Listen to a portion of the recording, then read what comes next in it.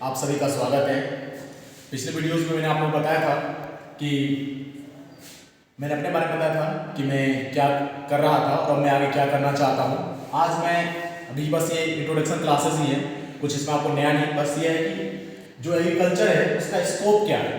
यानी अगर आप बीएससी एग्रीकल्चर, एमएससी एग्रीकल्चर या किसी भी सब्जेक्ट में स्पेशलाइजेशन करते हैं तो आप किस किस फील्ड में आगे बढ़ सकते हैं, क्योंकि सबसे पहले जरूरी होता है बच्चों का कि उसको एप्लीकेशन, जो कुछ भी वो पढ़ता है उसको वो अप्लाई कहाँ करेंगे, उससे उसको बेनिफिट क्या हो सकता है।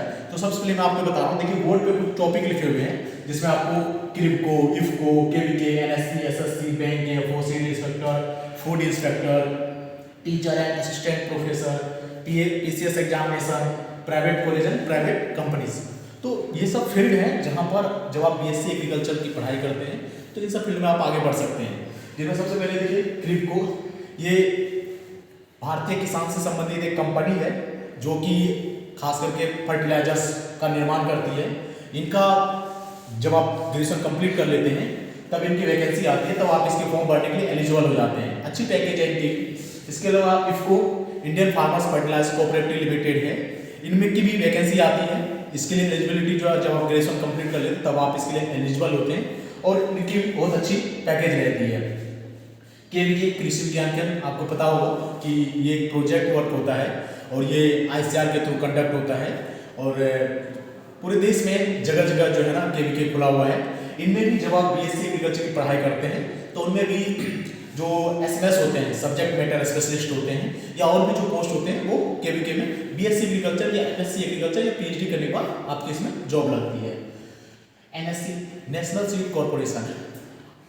नेशनल सीड कॉर्पोरेशन का अर्थ है कि पूरे भारत में जितने भी बीज होते हैं उस बीज का जो प्रोडक्शन है, प्रोसेसिंग है, उसका जो मेजरमेंट है, जो कि आप जानते हैं नॉर्मली ब्लूटेक जो सर्टिफाइड सीड होता है वो सबसे उपयुक्त होता है। तो वो उसमें भी जब आप बीएससी एग्रीकल्चर पढ़ाई करते हैं तो एनएससी की जो भी वैकेंसी आती है तो आप इसके योग्य होते हैं। एसएससी, स्टेट सीड कॉर्पोरेशन, इसमें भी बीएससी एग्रीकल्चर के तहत आप योग्य हो जाते हैं। बैंक, नॉर्मली आपको पता होगा जो बैंक है उसकी जो एग्जाम लेती है आईबीपीएस लेती है, institute of banking personal selection. इसमें खास करके एक पोस्ट होता है एफओ, एग्रीकल्चर फील्ड ऑफिसर, जिसका जो मुख्य एलिजिबिलिटी होती है वो बीएससी एग्रीकल्चर होती है। अगर आपने बीएससी एग्रीकल्चर कर रखा है तो आप बैंक में जो एफओ एक स्पेशल ऑफिसर की पोस्ट होती है इसके लिए आप एलिजिबल हो जाते हैं।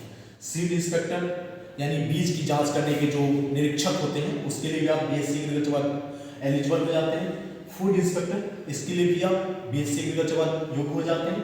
टीचर असिस्टेंट प्रोफेसर, टीचर मैंने इसलिए बोला है कि बहुत से ऐसे राज्य हैं जिसमें 11th-12th में भी एग्रीकल्चर अलग से पढ़ाई जाती है, वहाँ पे आप टीचर बन सकते हैं। बीएससी एग्रीकल्चर के साथ आपको थोड़ी बीएड करनी पड़ती है। और असिस्टेंट प्रोफेसर, इसके लिए आपको पीएचडी प्लस नेट होना चाहिए होता है। तो ये यूजीसी के तहत जो कॉलेज चलती है या फिर आईसीआर के तहत जो एग्रीकल्चर कॉलेज या यूनिवर्सिटीज हैं उनमें आप इसकी पढ़ाई का एग्रीकल्चर पढ़ाई करने के बाद आप असिस्टेंट प्रोफेसर बनते हैं, लेकिन इसके लिए नेट बहुत जरूरी है, तो प्लस एक पीएचडी।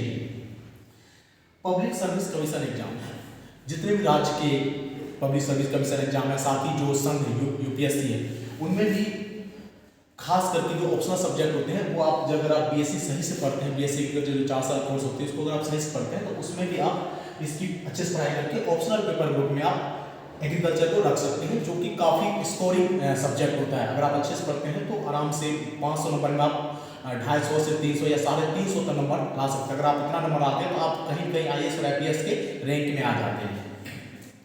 प्राइवेट कॉलेज, प्राइवेट में अगर बीएससी या एमएससी सिर्फ कर लेते हैं तो उसके बाद जो भी आप बहुत सारे प्राइवेट कॉलेज है उसमें आप पढ़ाने के लिए योग्य हो जाते हैं। और प्राइवेट कंपनीज, अभी अधिकांश लड़के जो मान के लिए बीएससी एग्रीकल्चर कर लिया लेकिन सही से पढ़ाई नहीं कर पाते हैं या फिर किसी कारण उसकी पढ़ाई उतनी अच्छी नहीं हो पाती फिर भी वो सिर्फ डिग्री ले पाते हैं, तो जितनी भी प्राइवेट कंपनीज है, चाहे वो पेस्टिसाइड्स कंपनी हो, चाहे हर्बिसाइड्स कंपनी हो, चाहे वो फर्टिलाइजर निर्माण करती हो, चाहे सीड का निर्माण करती है, तो वो जो सबसे पहला कैंडिडेट सेलेक्ट करता है वो एग्रीकल्चर के कैंडिडेट को सिलेक्ट करता है। लेकिन इसमें फील्ड वर्क ज़्यादा होता है। इसकी पैकेज जो है ना, मतलब अगर पर मंथ की बात करें तो 15,000 से 18,000 से शुरुआत होती है। तो ये आपके एक संक्षिप्त में मैंने बताया था और डिटेल में मैं इसके अलग से वीडियो बनाऊंगा।